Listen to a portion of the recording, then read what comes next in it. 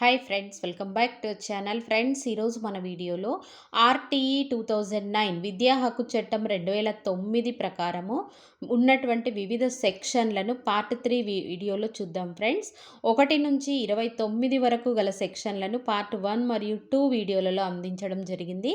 మిగిలినటువంటి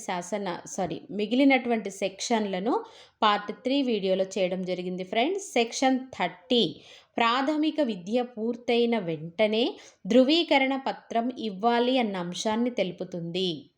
అదేవిధంగా RTE 2009లోని section 31 విద్యకు బాలల హక్కు సంఘం పర్యవేక్షణ ఉంటుంది అన్న అంశం గురించి తెలియజేస్తుంది. సెక్షన్ 32 చట్టంపై ఫిర్యాదులకు పరిష్కారం అన్న అంశం గురించి తెలియజేస్తుంది. అదేవిధంగా సెక్షన్ 33 జాతీయ సలహా సంఘం ఏర్పాటును గురించి, సెక్షన్ 34 రాష్ట్ర సలహా సంఘం ఏర్పాటును గురించి, సెక్షన్ 35 ఆదేశాలను జారీ చేసే అధికారం గురించి తెలియజేస్తుంది.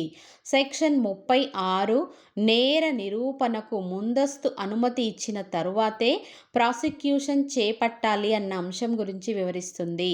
సెక్షన్ 37 సదుద్దేశంతో చేపట్టిన చర్యలకు రక్షణ అన్న అంశం గురించి తెలియజేస్తుంది. అదేవిధంగా సెక్షన్ 38 ఈ చట్టం అమలుకు, నియమాల రూపకల్పనకు సంబంధిత ప్రభుత్వానికి అధికారం కలదు అన్న అంశం గురించి వివరిస్తుంది.